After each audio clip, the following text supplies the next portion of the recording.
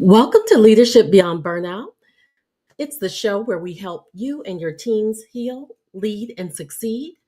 I'm your host, Dr. Kimberly L. Wilson. I'm your guide on this journey to resilience, growth, and transformation. Now, together, we'll dive into stories, strategies, and insights that not only inspire, but empower real change in the way you work and connect.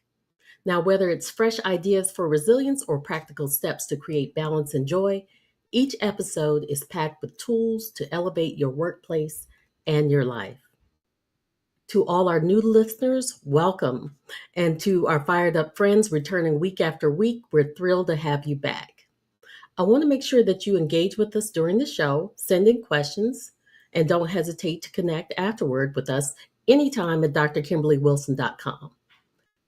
Now, today's episode is proudly sponsored by Leadership and Resilience Consultants, who's dedicated to building healthy workplace cultures and equipping women with the tools to overcome and prevent burnout.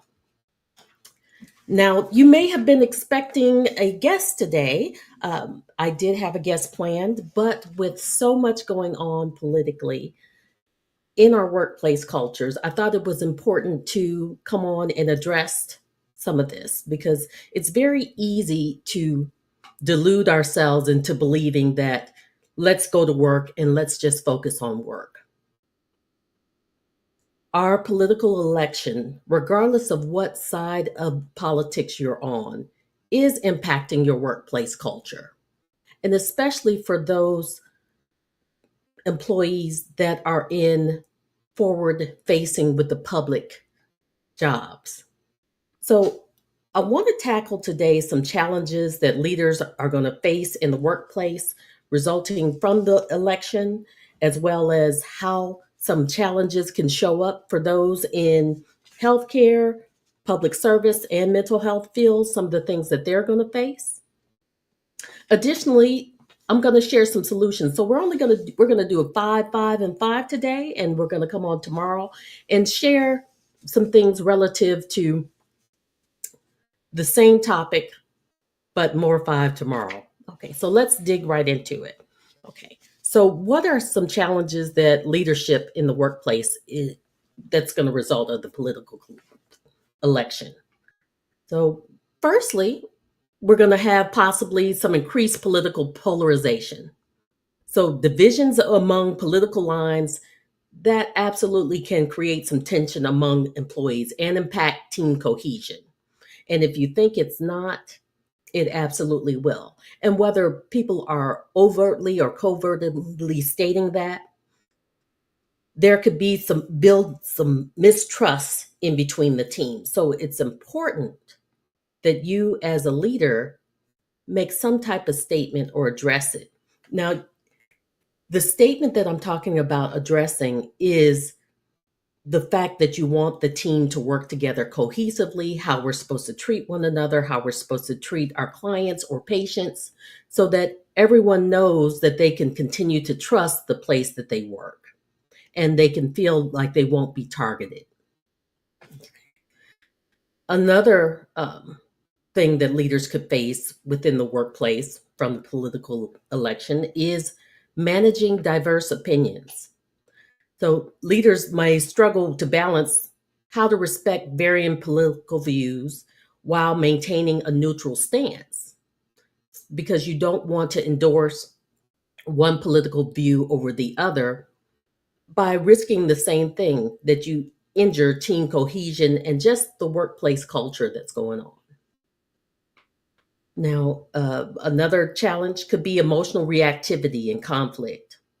So emotions are running high. Regardless of where you are on this political spectrum, this was an emotionally taxing election season. And there's a high potential for heated discussion or arguments that will impact productivity. Okay.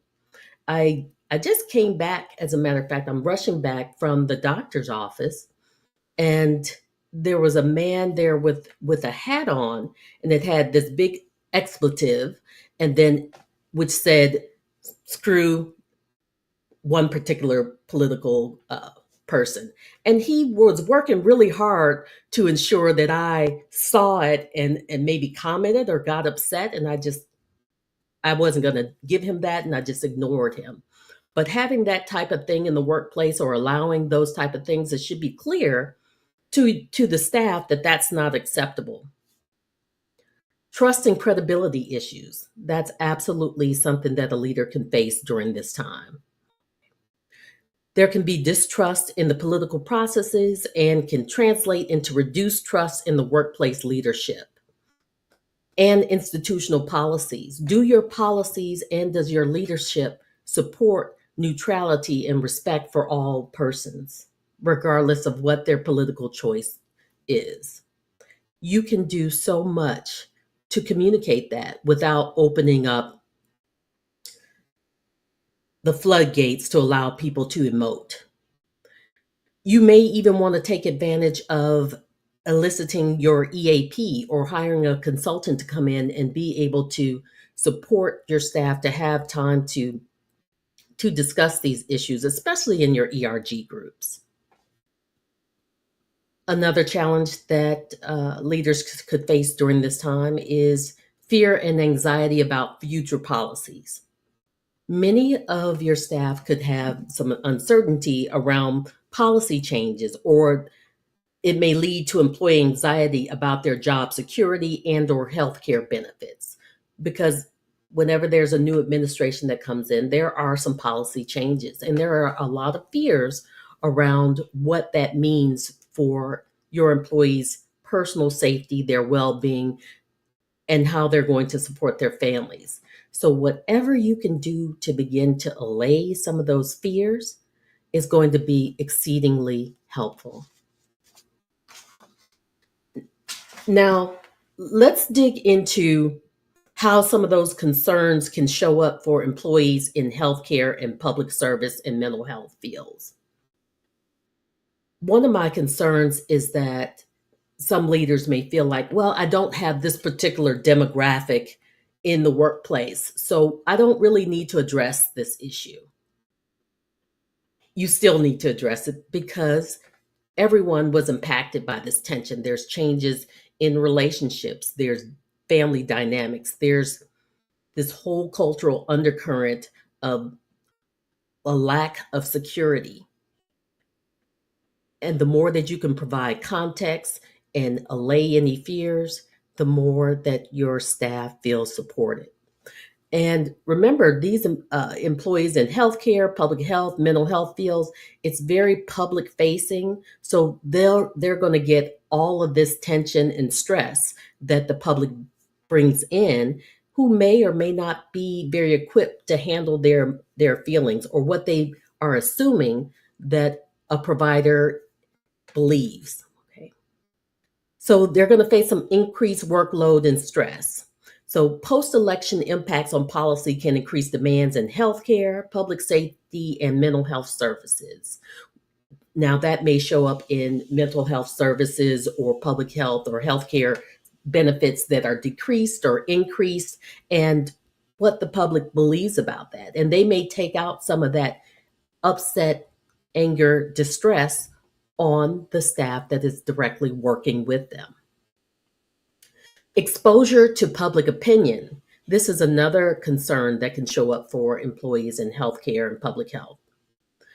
So employees in these public facing roles, they may face criticism, praise, and that can impact their emotional stability. If you just constantly, in addition to the high pace and the stress of your normal everyday job, now you have to also take in comments and beliefs and frustration from the public about their feelings of the election. And the more equipped that your staff is to address these by knowing that they're secure or how they're supposed to handle these situations, the better off that they're going to be, the better off that's going to be for client care or for patient care. And you can do a lot in that regard. There could be a lot of uncertainty in healthcare regarding anxiety about funding, policy shifts, and how that affects patient care and their quality. So This could be coming from the employees as well as the public. What can they expect in the future? And if you can begin to build plans to help allay some of those concerns or those fears, or seek grant funding or whatever is necessary to be able to continue to serve at the level that you were able to serve, that's so much better for the public and the employees at large. Fear of reduced resources.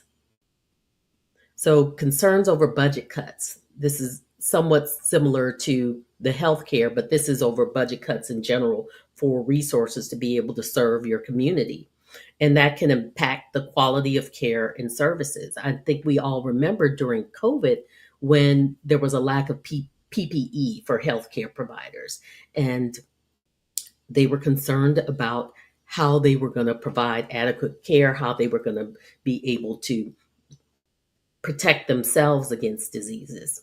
So you may need to begin to look at secondary sources for different funds, getting on block grants, different things to be able to ensure that your staff has the resources they need to serve the population that you serve. There may be an extremely high demand for mental health services.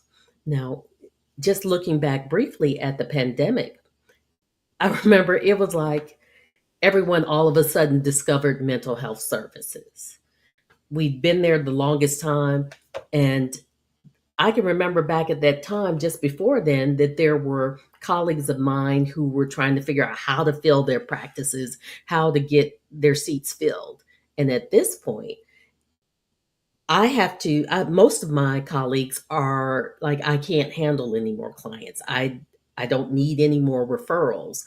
And so there may be this increased demand. I know I've seen a lot of people who are having emotional reactions about the election. And so this could be overwhelming the staff, overwhelming their support. So they may need some additional support services and able to take on the stress of the public. So just because you're in mental health doesn't mean that you don't need that additional support to be able to serve those in the public.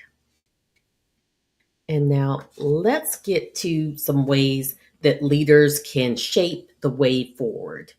So I've mentioned a few things here and there, but we're going to talk about the things that are really going to make a difference for your staff and really highlight and shine your capabilities and your competencies and capacity to be the the safe place for your staff and employees and the community that you serve.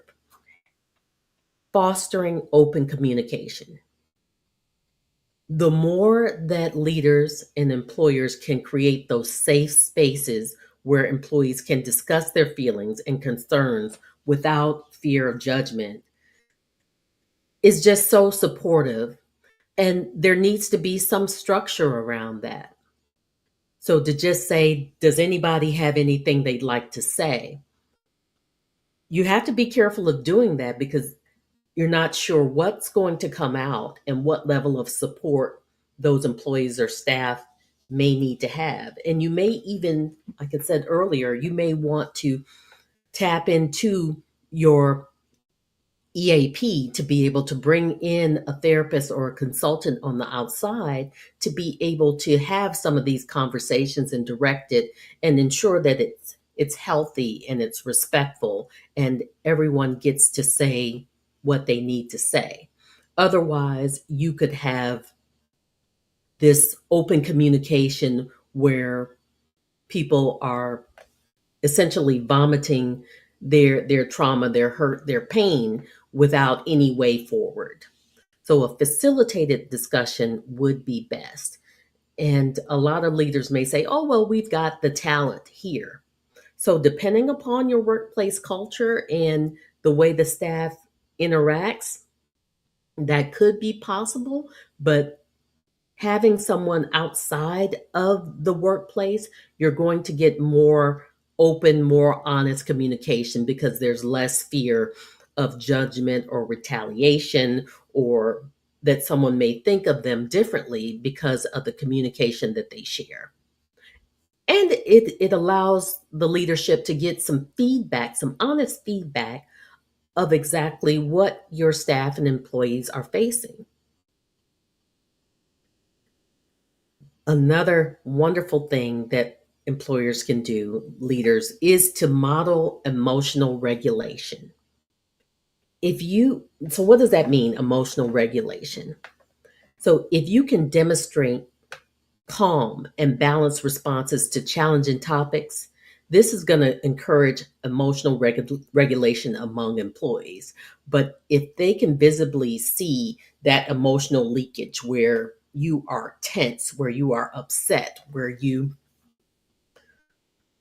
fly at the handle or dismiss people who bring up concerns, that doesn't feel very safe. So the more that you can be the calm in the storm, that lighthouse on the sea, and I don't know why I'm coming up with all these sea references, maybe because I'm a Pisces, although I don't really subscribe to astrology, but being that calmness in situations is ever so helpful. Do not underestimate how you impact others by just being calm. Let's talk about the third thing that you can do to shape a healthy workplace culture during this post-election time, presidential election time. Encouraging people to see things differently. It's also called cognitive reframing in psychology, in cognitive behavioral therapy, and cognitive behavioral methods. So, if you can guide employees in a way to reframe negative or unhelpful thoughts about their workplace and change it into more constructive perspectives, it is so much more beneficial. Now, am I suggesting that you lie and just say, oh, the sun is shining when it's raining? No. But you can find ways, what can I do in this situation to make it better? How can I look at this situation differently? And I want to share an example that I often use about going through a drive through. Now, imagine that I go through a drive through and $10 worth of I ordered $20 worth of Chick-fil-A. The cashier doesn't give me my change back. They walk away and I'm angry. I'm upset. And I say, I want that cashier fired. How dare she walk away with my change? Now, situation B, go through the drive through again. I ordered $20 worth of $10 worth of Chick-fil-A. I give them a $20 bill. The cashier walks off. Now, in the first situation, I was angry. In this situation, I said, oh, look at this. The line is really busy in there. I bet she just forgot to give me my change. When she comes back, I'm going to let her know, hey, I didn't get my change. And so in that situation, instead of being angry, I'm patient and I'm calm and I'm willing to have a dialogue about the situation. Third situation, I go through the drive through again. I order $10 worth of Chick-fil-A. I get a cashier a $20 bill. Cashier walks off. And instead of being angry or patient, I say, oh, bless her heart. She looks like she hasn't had a meal in a while. You know what? I'm not going to say anything about that $10. I'm going to let her keep that money as a blessing. She probably needs it. And in that instance, I'm feeling charitable, I'm feeling empathetic, and I'm happy that she took my money. So when we look at all three of those situations, the facts of the situation didn't change, not one iota. I ordered $10 worth of Chick-fil-A, I gave a $20 bill, and I did not get my $10 back. The facts remain the same, but how I chose to think about those facts dictated my emotional response. It dictated how I spoke, how I behaved, how I felt, what my body felt internally. So, if you can begin to have your staff learn how to begin to cognitively reframe situations, it can make such a wonderful difference. The fourth thing that you can do is leaders can promote self awareness. If you can help employees begin to identify their emotions and reactions, this begins to foster greater understanding of their own emotional responses. When you understand that certain stimuli create a certain feeling in you, and then you know what to do with those emotions. So there are certain situations that I know if I go into, I'm going to be a little more impatient. So that means that prior to me getting in that situation, I may have to do some deep breathing. I may have to remind myself that this is going to enact some feelings of impatience in me. And what do I want to do to mitigate those feelings? Are there things I can say to myself to remind myself to remain calm and to be patient? Or is this the right time for me to engage in that activity? So having that self-awareness, when you are forewarned, you can be forearmed and use tools to help you manage the situation. So having your employees learn some of those skills can be exceedingly helpful. Now, do I expect leaders to have all of these competencies, knowing how to foster open communication, teaching emotional regulation, cognitive reframing, and promoting self-awareness? No, that goes beyond the competency of most people within their roles. You have so many other things that you need to do. So finding a trusted partner to help you to be able to navigate this time and create those safe spaces for your staff can be absolutely critical. Okay. So feel free to get a consultant. Definitely, you can connect with me, drkimberlywilson.com, and I'll leave some comments, leave in the comments section where you can connect with us to maybe access some of our workshops or some of our facilitation services to help you navigate these times.